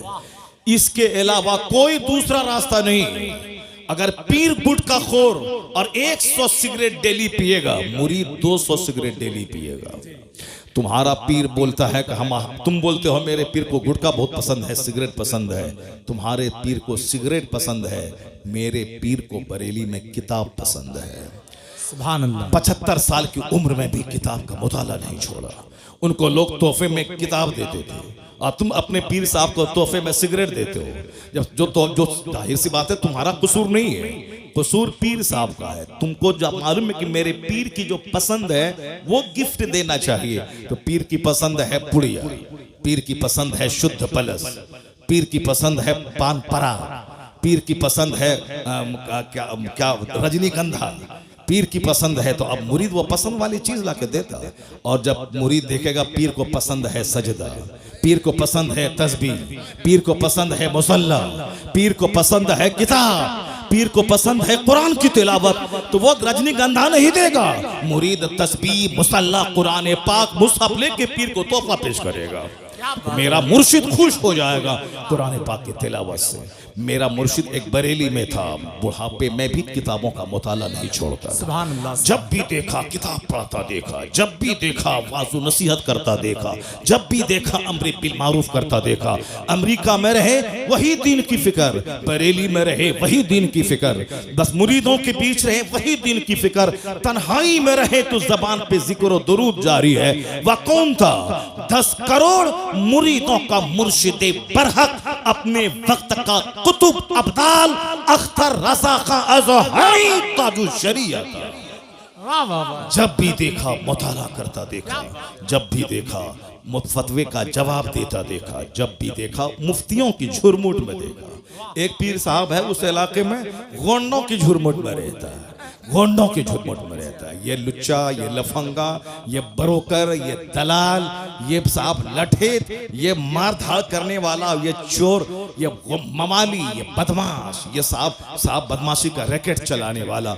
और लोग बताए ज़रा पीर साहब को आंख मत दिखाना, उनके इर्द गिर्द जो लोग हैं वो सब बड़े पहुंचे हुए लोग हैं, यानी सब जहन्नम पहुंचे हुए, गुंडे, मर्डरर, हत्यारा, कोई जादव, कोई अंसारी, कोई बाहुबली, ये सारे लोग हैं। जाहिर सी बात है जैसा पीर होगा, जिन लोगों की झुरमुट में रहेगा उसका दिल भी वैसा होगा जो मुफ्तियों की झुरमुट में रहेगा, जो आलिमों की झुरमुट में रहेगा, जो वलियों की झुरमुट में रहेगा, जो अख्ताब की झुरमुट में रहेगा, जो खुद कुतुब होगा वो अख्ताब के झुरमुट में रहेगा। हुजूर सदरुल अफाजिल कभी भोंडा मवाली के साथ नहीं रहे। उनका दोस्त सदरुल शरिया था, उनका दोस्त मलिकुल उलमा था, उनके दोस्त, उनके साहबजादे जो आलिम थे वो थे। उनके अहबाब का एक बड़ा तबका था, अदीबों का, शायरों का, फकीहों का, मुतब्बिरों का। यही वजह है जो जैसा होता है उसका दोस्त वैसा होता है, और बंदा दोस्त के दीन पर होता है। इसलिए हुजूर ने कहा था 1400 साल पहले, अर्रजुलु अला दीन खलीली फलयंजुर अहदुकुम मन युखालिल। आदमी अपने दोस्त के दीन पर होता है, तो दोस्ती करने से पहले देख लेना कि तेरा दोस्त कैसा है। अगर दीनदार हुआ तो तुझे दीनदार बना देगा, अगर बेदीन हुआ तो तेरा दीन लूट के खा जाएगा। क्या बात कही। अर्रजुलु अला दीन Khalili. A man is on the religion of his friend, so watch to whom you befriend. आदमी अपने दोस्त के दीन पर होता है। वाच, देख लो कि तुम किससे दोस्ती कर रहे हो। वह चोर है, चोर बना देगा, बदअकीदा है, बदअकीदा बना देगा, वह ज़िनाकार है, तुझे ज़ानी बना देगा। अगर तेरा दोस्त अल्लाह से डरने वाला नमाजी है तो तुझे नमाजी बना देगा, मुत्तकी बना देगा। अर्रजुलु अला दीन खलीली फलयंजुर अहदुकुम मन युखालिल। बातें हमारी होती रहेंगी, मैं तमहीद यहाँ रोक करके मैं पहले वो चैप्टर में खोलता हूँ जो बात ज़बान पे आ गई है ये वरना ये भाग जाएगी और हमारी तकरीर सुन नहीं पाएगी। और इसलिए चुपचाप रहो और तकरीर मेरी गौर से सुनो। और जहां तक मेरी आवाज पहुंच रही, मेरी सारी माँ, सारी बहन, सारी बेटियां वह गौर से इस चैप्टर को सुने। अक्सर व बेशतर मैं इस चैप्टर को रिपीट करता हूं। मैं खिताबत इसलिए नहीं करता हूं कि 100 तकरीर 100 टॉपिक पे हो, नहीं, मैं सिर्फ एक टॉपिक पे तकरीर करना चाहता हूं कि हर महफिल में अगर 5 बंदा जन्नती बन जाए तो मेरा पसीना बहाने की मेहनत वसूल हो जाए। माशाअल्लाह। इसीलिए मेरी तमन्ना इस पे रहती। मैं नहीं समझता कि साहब मेरी हर तकरीर में बात जुमले बाज हदीस का रिपीटेशन होता है, उससे कोई बहस नहीं। बार बार बोलने से आदमी के दिल में असर होता है। बार बार बोलने से, जब रस्सी कुआं पर बार बार आगे पीछे जाती है तो उस पत्थर में भी निशान पड़ जाता है।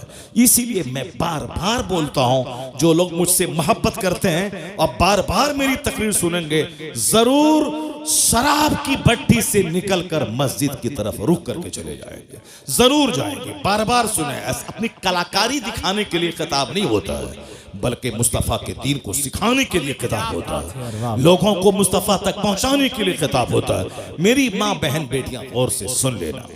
तुम्हारे दरवाजे पर आम का पेड़ है, वो आम के पेड़ में 1 लाख तावीज डाल दो।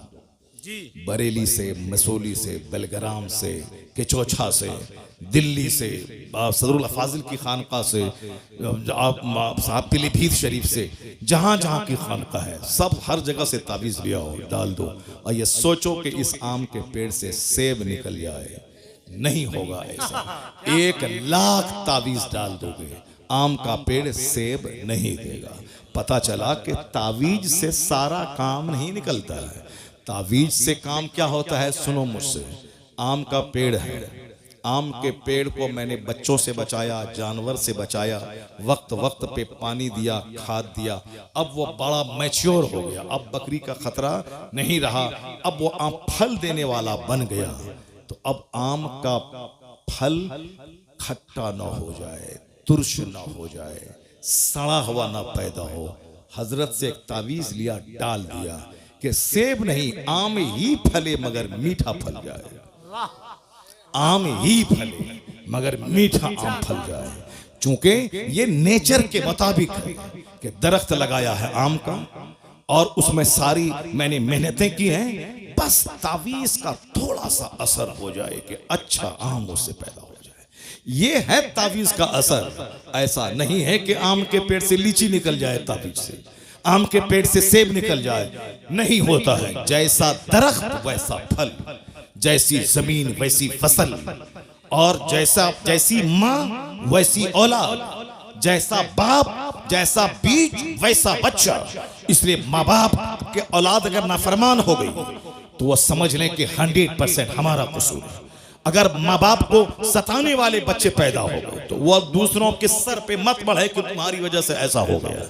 वह तो कमजोर लोग होते हैं जो अपनी गलती नहीं मानते, वह दूसरों के सर पे मढ़ देते हैं। जैसे बच्चा कमजोरों की जमात है, ये कभी एक्सेप्ट नहीं करेगा हमसे गलती हो गई। ये हमेशा अपने साथी को बोलेगा इस बच्चे ने ऐसा किया है, तुमने यहाँ पत्थर फेंका, नहीं मैंने नहीं फेंका, इसने फेंका है। ये बच्चों का नेचर है, चूंकि कमजोर है। औरतों का भी नेचर वही है कि वो अगर बीमार पड़ जाए तो वो बोलती है कि शौहर तुम्हारी वजह से मैं बीमार पड़ी हूँ। उसको नज़ला जुकाम भी हो जाए तो वो हमसे कहती है तुम्हारी वजह से नज़ला हुआ, वो तुम्हारी वजह से नज़ला हुआ। उस यानी वो सारा अपना कसूर मानते ही नहीं, वो सारा कसूर शौहर का है। तुम ऐसा खाना क्यों बना, तुम्हारी वजह से हुआ। ये ऐसा काम क्यों खराब हो गया, तुम्हारी वजह से हो गया। अब ये शौहर बेचारा चौड़ा सीना लेके रहता है। चलो इसमें सब समा जाए, तुम्हारी जिद समा जाए, तुम्हारी तकरार समा जाए, सब समा जाए। इसीलिए इसमें सब समा जाता है, सारा काम घर का बना रहता है और घर से बाहर बात नहीं फैलती है। वरना अगर घर से बाहर बात जाने को रहे, शौहर का दिल अगर बड़ा ना रहे तो रोजाना लड़ाई झगड़े की आवाज घर से बाहर जाएगी, साहब मार धाड़ की आवाज घर से बाहर निकलेगी। वो तो शौहर का दिल अल्लाह ने इतना बड़ा बनाया है कि जैसे कोई गंगा नदी हो, उसमें मुरादाबाद का सारा कचरा समा जाता है, उसी तरह इसमें सब समा जाता है। उसकी जीद, उसके तकरार, करार, उसकी लड़ाई, उसका झगड़ा सब समा जाता है इसमें। इतना चौड़ा है, वरना डेली लड़ाई हो और डेली झगड़ा हो और सारे समाज के लोग दीवार में कान लगा के लड़ाई की आवाज सुने, नहीं होता है ऐसा। वो नाकिसुल अक्ल है, उसके पास अक्ल कम है। मगर अल्लाह ने मर्द को ताकतवर बनाया है और हुजूर ने कहा है कि ये टेढ़ी पसली से पैदा हुई है, इसको सीधा करने की कोशिश मत करना। सीधा करना चाहोगे तो टूट जाएगी और टूटना तलाक है, समाज बर्बाद हो जाएगा। उसी हालत में रहने दे, बड़े काम की चीज है, बस उसी हालत में रहने दे, फायदा हासिल कर। ये तेरे घर की निगरानी करती है, तेरे बच्चों की परवरिश करती है, तुम्हारी राहत का सामान पहुंचाती है, तुमको गुनाहों से बचाती है। तू रहे 5 साल परदेश में, तेरे घर की सुरक्षा करती है। बहुत काम की चीज है, काम की चीज है, इसीलिए उसी हालत में रहने दे, फायदा हासिल कर। वरना सीधा करना चाहेगा तो टूट जाएगी, टूटना तलाक है, सारा घर बिगड़ जाएगा। ये मुस्तफा का कानून है कि आज घर आबाद है, सोसाइटी आबाद है, समाज आबाद है, इसलिए कि हुजूर ने जो कहा है उस पर अमल करने की वजह से लड़ाइयां कम हो रही हैं, सब्र की वजह से घर आबाद हो रहा है। जी जी, राम। आकाए तोहार इस्लाम का फरमान है, सरकार ने एक अच्छी लाइफ गुजारने का जो फॉर्मूला दिया, अब जरा गौर से सुन लो। औरतों की तालीम पे इस्लाम ने क्यों जोर दिया, एक घर को सजाने संवारने में औरतों का कैसा हाथ रहता है। एक बड़ी हदीस में पढ़ता हूं, क्योंकि ये महीना अकाल इस्लाम की सीरत का भी है। ये महीना माह रबीउल नूर खत्म हो गया, अब रबीउल आखिर अब कल परसों से शुरू होने वाला। मगर चूंकि सारी जिंदगी सरकार की सीरत बयान की जाएगी, ऐसा नहीं कि 12वीं के महीने में ही ईद मिलादुन नबी हमेशा मनाया जाएगा। कभी सरकार की तालीमात से हम बेनियाज नहीं हो सकते। दुनिया का सारा काम एक सिस्टम से होता है और उसी सिस्टम पर मैं थोड़ी देर बात करता हूं। उसके बाद अगर आप कहेंगे थोड़ी देर और तकरीर कीजिए, तकरीर आपने शुरू नहीं की है तो फिर मैं तकरीर शुरू करूंगा। लेकिन अगर आप बोले कि नहीं अब खत्म कर दिए तो मैं तकरीर खत्म कर दूंगा। मगर मेरा एक पैराग्राफ सुन के जरूर आप जाइए, मेरी माँ बहन भी गौर से सुन लें। वह तकरीर का एक पैराग्राफ यही है कि दुनिया का सारा काम एक सिस्टम से होता है, सिस्टम से हट के नहीं होता है। जज्बात में चलो मारो जो होगा देखा जाएगा, नहीं नहीं, हिकमत से, तदबीर से सारा काम होता है। अल्लाह ने आसमान बनाया बगैर खंबे के खड़ा है। अल्लाह ने इस जमीन को समंदर पानी पे बनाया, ये जमीन में को करार हो उसके लिए अल्लाह ने पहाड़ का खूंटा बनाया ताकि जमीन हिले नहीं, एक सिस्टम है। अल्लाह ने सूरज बनाया ताकि सारी जमीन रोशन हो। अल्लाह ने रात में सूरज के छुपाने के बाद चांद दिया है ताकि लोगों का वहशत से सीना फट न जाए। ये सारा एक सिस्टम है। अल्लाह ने हमारे ऑक्सीजन के लिए दरख्त को पैदा किया, ये सिस्टम का हिस्सा है। अल्लाह ने हमारे लिए रोटी और चावल दिया है। अल्लाह ने हमारे लिए वेजिटेबल्स पैदा किया है, मगर हमारे जिस्म को गोश्त भी चाहिए, इसीलिए अल्लाह ने परिंदों को पैदा किया है। अल्लाह ने जानवरों को पैदा किया, ये मुर्ग हमारे लिए, ये परिंदे हमारे लिए, ताकि सब्जी ही नहीं तुम्हें गोश्त भी खाना है और गोश्त ही से काम नहीं चलेगा, तुम्हें मछली भी खाना है। इसलिए अल्लाह ने मछली जैसी जबरदस्त मखलूक को समंदर में पैदा किया ताकि कभी मछली खाओ, कभी गोश्त खाओ, कभी सब्जी खाओ, कभी कद्दू खाओ। ये और बात है कि सब्जियों में बाज सब्जियां बहुत ज्यादा फायदामंद है। ये और बात है कि गोश्त में बाज गोश्त बहुत फायदामंद है। ये और बात है कि मछलियों में बाज मछलियां बहुत फायदामंद है। जैसे एक मछली हमारे इलाके में उसको कहा जाता है निरोग मछली, उसको सिंगी मछली बोलते हैं। अब पता नहीं यहाँ क्या बोला जाता है, 700-800 रुपए केजी मछली मिलती है। लोग उसे खरीद के खाते हैं क्योंकि वो मछली में बहुत विटामिन है और बीमार लोग जूद हजम है वो मछली। कद्दू सब्जियों में सबसे सुपीरियर सब्जी है कद्दू। कद्दू बहुत जल्द हजम हो जाने वाले सब्जी और यह सरकार की पसंद भी है और सर्दी के लिए भी मुफीद है, गर्मी के लिए भी मुफीद है, हर मौसम के लिए मुफीद है। कद्दू जिसको आप लौकी कहते हैं, वह सब्जी बहुत जबरदस्त, उसका कोई जवाब नहीं है। अपने घर में उसको आदतन इस्तेमाल करें, जो सब सस्ती भी है और जबरदस्त भी है, उसके साथ जिसको भी मिक्स कर दें सब में लाजवाब काम करता है वो। जैसे उसमें मछली में डाल दें तो भी सुपीरियर है, गोश्त में डाल दें तो जबरदस्त है, और साहब उसमें चना का दाल डाल दें तो भी जबरदस्त है। यानी ये कद्दू लाजवाब, क्योंकि मुस्तफ़ा की पसंद है, और जो मुस्तफ़ा की पसंद है वो लाजवाब पसंद है। यही वजह है कि आज मैं जिस दिन मेरे घर में कद्दू की लौकी की तरकारी बनती है बहुत खुश होता हूँ। मेरी वाइफ को मालूम है कि हजरत को बहुत पसंद है, तो चना का दाल और कद्दू ये मुझे बचपन से शुरू से बहुत पसंद है, शुरू से पसंद है, और बहुत जबरदस्त है वो मेरे घर में। और फिर वो खीर भी मुझको बहुत पसंद है।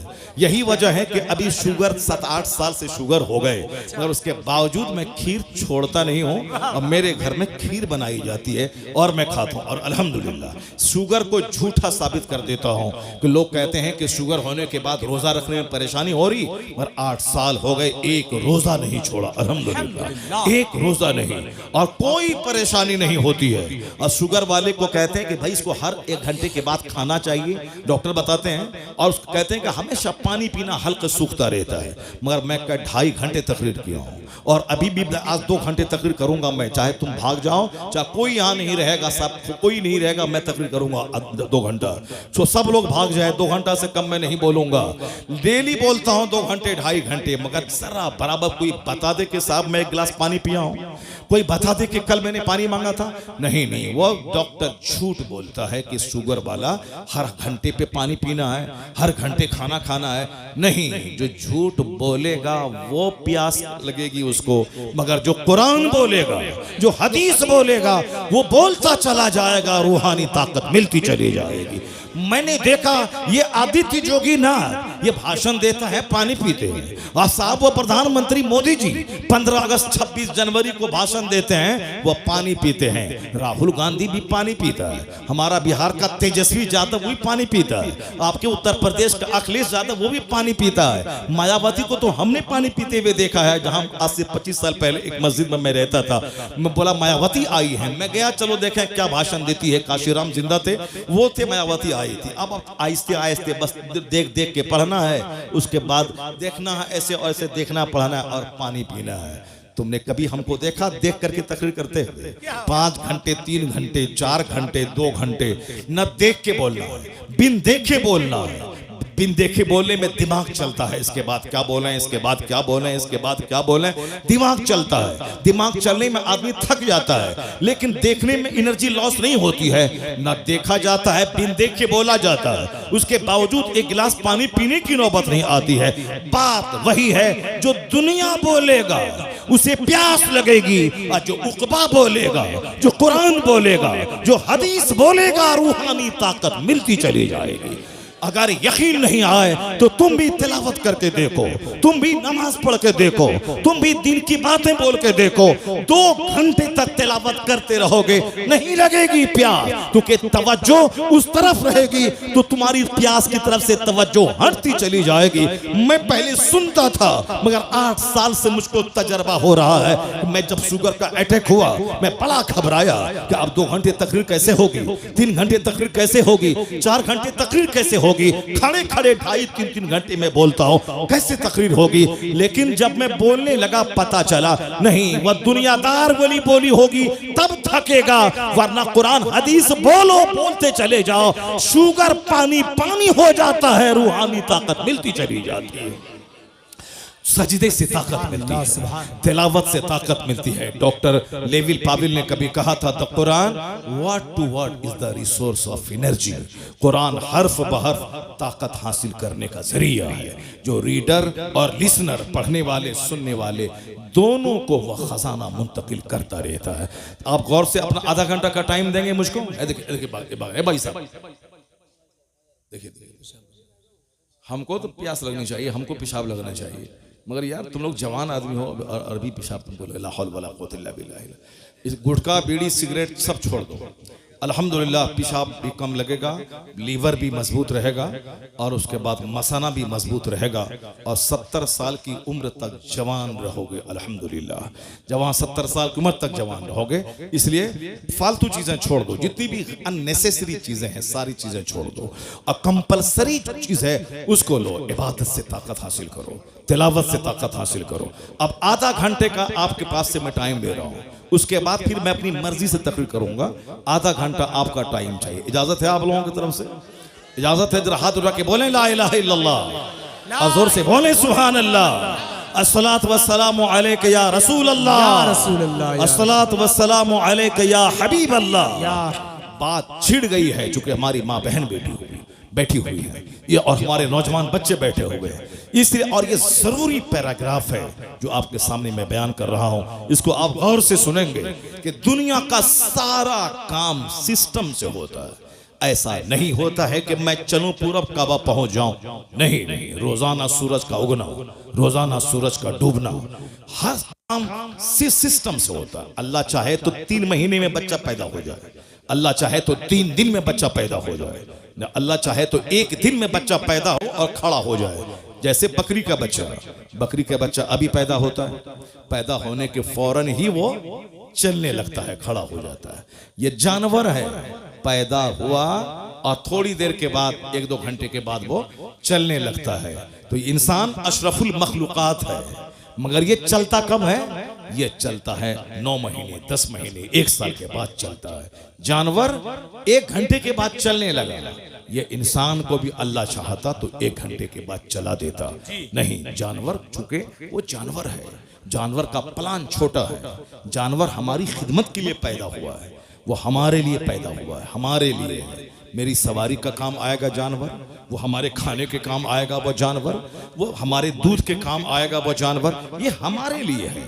और इंसान बड़ा काम करने के लिए पैदा हुआ है, दुनिया को अदल से भरने के लिए, मजलूमों को हक दिलाने के लिए, पढ़ लिख कर समाज में रोशनी फैलाने के लिए, अपने रब्बे करीम की इबादत के लिए, मानवता की सेवा के लिए, गरीबों में अदल करने के लिए, गरीबों को हक दिलाने के लिए, जालिमों का टेना तोड़ने के लिए। जब इतना बड़ा काम है इंसान का, अचानक नहीं, ये ग्रेजुअली, धीरे धीरे, या धीरे धीरे बोलेगा, धीरे धीरे चलेगा और धीरे धीरे परवान चढ़ेगा। क्योंकि इसको ताकतवर हो जहाज उड़ाना है, इसको पनडुब्बी बनकर समंदर में गोता लगाना है, इसको खलाओं में 6-6 महीने रहकर यूनिवर्स की सीक्रेट का पता लगाना है। इसलिए इसकी पैदाइश 9 महीने के बाद, 2 महीने के बाद नहीं, 9 महीने माँ के पेट में रहना है, 2 साल तक माँ का दूध पीना है और 5-10 साल तक ये माँ बाप की निगाहों में रहना है। 15-16 साल के बाद मैच्योर होना है। अब उसके बाद जब जवान हुआ, इसे इबादत भी करनी है और इसे समाज की खिदमत भी करनी है। इसके कांधे पे घर का बोझ है, माँ बाप की खिदमत का बोझ है, इसके कांधे पर बीवी की परवरिश का बोझ है, इसके कांधे पे औलाद की परवरिश का बोझ है, समाज का बोझ है, मुल्क और मिल्लत का बोझ है। इतना बड़ा बोझ लेके आदमी, जो कमजोर पौधा होगा वो चलेगा, टूट जाएगा। इसलिए 9 महीना माँ के पेट में रहो, 2 साल तक माँ का दूध पियो, उसके बाद 18 साल में मैच्योर हो जाओ। अब तुम दुनिया का काम करो। यानी कुदरत का सारा काम हिकमतों से भरा है। काम जब बड़ा होगा, उसकी हड्डी भी मजबूत होगी, उसकी ताकत भी मजबूत होनी चाहिए। इसलिए अल्लाह 9 महीने माँ के पेट में रखता है। अब जरा गौर से सुनिए, अल्लाह रब्बुल इज्जत के इसी सिस्टम का हिस्सा है कि जो दुनिया में सबसे बड़ा काम करने के लिए आया है, उसकी ताकत भी सबसे बड़ी होगी, उसका खानदान भी सबसे बड़ा होगा, उसकी माँ भी सबसे बड़ी होगी, उसका दादा भी सबसे बड़ा होगा, उसका नाना भी सबसे बड़ा होगा। क्योंकि एक महान नतम पर्सनैलिटी के सजाने, संवारने, निखारने में माँ का रोल रहता है, बाप का भी रोल रहता है, बाप दादा का रोल रहता है, परदादा का रोल रहता है। उसके ऊपर के दादा का रोल रहता है। लोग कहते हैं ना, इसके खानदान में ये बीमारी 100 साल से चली आ रही है। हमारे इलाके में एक खानदान में पांव फटने की बीमारी है, तो अब उस खानदान में जल्दी से लोग शादी नहीं करते हैं। नहीं नहीं, लड़की खूबसूरत है मगर इस खानदान में पांव फटने की बीमारी। अब ये बीमारी कब से चली आ रही है किसी को नहीं मालूम है। 100 साल 200 साल से चली आ रही है। तो 200 साल पहले से जो बीमारी चली आ रही है, उसके खानदान के आने वाली नस्लों को भी वो थोड़ा सा समाज में ऐबदार बना देती है। और फिर कुछ खानदान के लोग बड़े हष्ट पुष्ट मोटे ताजे होते हैं और कहते हैं कि इनका दादा पहलवान था, इनका परदादा पहलवान था, इनका नाना पहलवान था। चूंकि नाना का ब्लड मेरी माँ में शामिल है, अब दादा का ब्लड मेरे बाप में शामिल है, इसीलिए दादी हाल के एतबार से और नानी हाल के एतबार से भी जो बहुत बड़ी पर्सनैलिटी है उसका मजबूत होना जरूरी है। दादा की तरफ से भी लाजवाब और नाना की तरफ से भी लाजवाब। ऐसा नहीं कि रास्ता चलते किसी लड़की को मुंह देखा, मुंह अच्छा लगा, शादी कर लिया और चले आए। बाद में पता चला कि साहब इनकी औलाद जो भी है वो जैसी की तैसी औलाद है। अब सब इनके बाप, इनकी माँ फाहिशा थी, इनके बाप ऐसे थे, उनके दादा ऐसे थे, यानी इनकी नस्लों में बेहयाई चली आ रही है। आज हमारे बच्चे छोकरे वो नेट चलाने वाले, सिनेमा देखने वाले, बस सिर्फ मुंह देखता है कि मुंह का रंग गोरा है कि नहीं है, नाक लंबी है कि नहीं है। आपके उत्तर प्रदेश में क्या है ये हमको मालूम नहीं है, पर हमारे बिहार में यह है कि आंख बड़ी बड़ी होनी चाहिए, नाक लंबी होनी चाहिए, चेहरे पे गोश्त भरा होना चाहिए और फिट 5 फीट से ऊपर की लंबी होनी चाहिए। वह ठगनी वाली नहीं चाहिए और पतली दुबली नहीं चाहिए। आजकल थोड़ी सी मोटी चाहिए। पहले लोग समझते थे नहीं साहब पतली दुबली ये हुस्न में शामिल है, लेकिन आज नजरिया बदल गया है। आजकल मोटी ताजी, माँ भी कहती है कि मोटी ताजी दुल्हन हो ताकि घर में खूब मेहनत से काम करे, सुबह से लेकर शाम तक बिल्कुल नौकरानी की तरह काम करती रहे। जैसे कि वो अपने माँ बाप से आई है, वह शौहर के लिए नहीं आई है, सास के लिए आई है। वह पोछा लगाए, झाड़ू लगाए,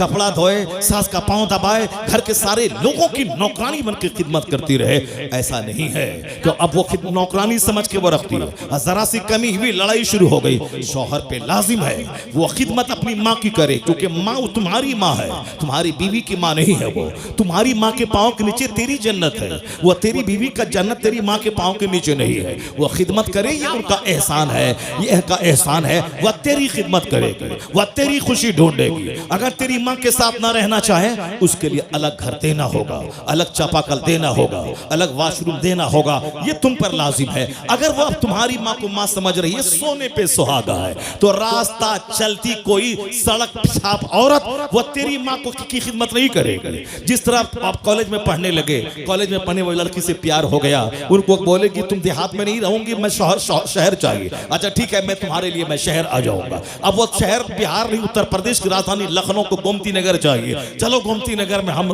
बिल्डिंग खरीद लेंगे, यानी माँ छोड़ देंगे, बाप छोड़ देंगे। रास्ता चलती औरत का चेहरा देखा, माँ बाप सब छोड़ दिया। लेकिन अगर दीन तुम्हारे पास रहेगा, अगर वो लड़की बोले कि माँ बाप समाज छोड़ दे, तुम क्या बोलोगे? तेरी तरह अगर लड़की हो तो 5-4 शादी मैं कर सकता हूं, शरीयत इजाजत दिया है। तू भागे या तुझको मैं छोड़ दूं, 4 शादी एट ए टाइम। लेकिन एक माँ अगर हमसे नाराज हो गई तो दुनिया के अरबों लोगों की भीड़ में दूसरी माँ नहीं मिल पाएगी। एक बाप अगर नाराज हुआ दूसरा बाप नहीं मिल पाएगा, क्योंकि माँ एक ही होती है और बाप एक ही होता है। बीवी तो 4 हो सकती है और तलाक दिया तो तलाक देते जाओ, शादी करते जाओ। अगर वह मर गई तो शौहर खुशी मनाता है, चलो झमेले से नजात मिली, अब दूसरी बीवी आएगी। तो मरने के बाद बीवी हो सकती है, मगर माँ एक मर गई तो दूसरी माँ नहीं हो सकती है। बाप अगर मर गया तो दूसरा बाप कभी नहीं हो सकता। इसलिए माँ ना छूटे, बाप ना छूटे, बीवी छूटे मगर माँ ना छूटे, बाप ना छूटे। बीवी का चेहरा देखेगा तो हज का सवाब नहीं मिलेगा, मजा मिलेगा, मगर माँ का चेहरा देखेगा तो हज मबरूर का अजर मिलता रहेगा। बाप का चेहरा देखेगा तो हज मबरूर का अजर मिलेगा। इसलिए सुबह सवेरे माँ के पास जाके 100 बार उसका चेहरा दे, 100 हज का सवाब मिल जाएगा। और ऐसा भी नहीं है कि माँ का चेहरा देखिए हज कमा के आइए और बीवी को लाठी से मारते रहिए। नहीं नहीं, सरकार रहमत है माँ के लिए भी, सरकार रहमत है बीवी के लिए भी। हुजूर ने जहां कहा बीवी का चेहरा देखो तो हज का सवाब मिलेगा, वहीं हुजूर ने यह भी कहा बीवी के मुंह में लुकमा डालो तो हर लुकमे के बदले में सवाब मिलेगा। सुभान अल्लाह, क्या बात। अब यहाँ अध कपारी लोग होते हैं, आधा दिमाग होता है। माँ की तरफ गया तो बाप बीवी को मारना शुरू कर दिया, और कोई बीवी की मोहब्बत में लूटा तो माँ को छोड़ दिया। तो इस्लाम ये नहीं कहता कि वन साइडेड हो जाओ, इस्लाम ये कहता है बीवी को बीवी की तरह सम्मान दो, माँ को माँ की तरह सम्मान दो।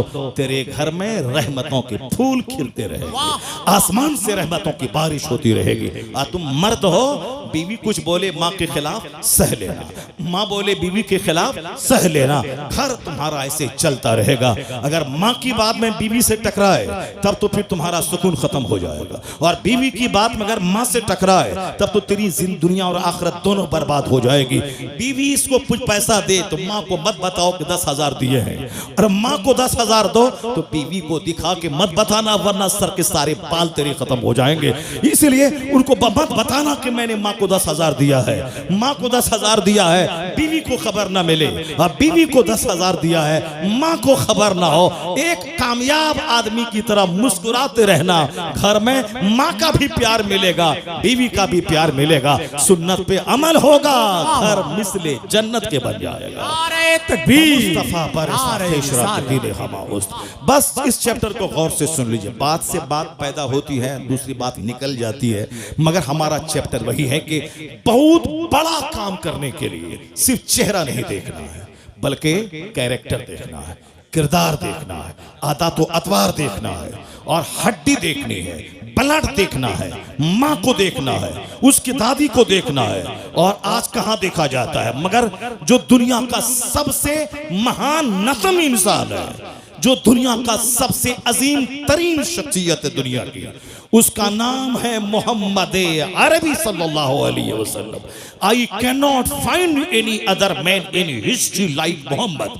मैं पूरे मानव इतिहास में मुस्तफा का जवाब नहीं पाता। यूरोप का दानिश्वर कहता है he is the only man in history who was supremely successful on both levels, religious and secular. इंसाफ, सियासत और मजहब दोनों सतह पर इस रुए जमीन की सबसे लाजवाब शख्सियत का नाम मोहम्मद अरबी अलैहिस्सलाम है। हिंदुस्तान का एक गैर मुस्लिम डॉक्टर रामकृष्ण राव कहता है the personality of Muhammad it is most difficult to get into the whole truth of it. यानी मुस्तफा की शख्सियत की तह में उतरना बहुत मुश्किल है। गांधी जी ने कहा था मैं जब तक मुस्तफा को पढ़ा नहीं था मुझको लग रहा था कि तलवार के बल पे इस्लाम फैला है, लेकिन जब मैंने मुस्तफा को पढ़ा, कुरान का हिंदी अनुवाद पढ़ा, अब मैं कह सकता हूं कि इस्लाम जो तूफान बन के दुनिया में छा गया अरब से निकलकर, ये तलवार के बल पे नहीं, ये अपनी सच्चाई और मुस्तफा की सादगी और अखलाक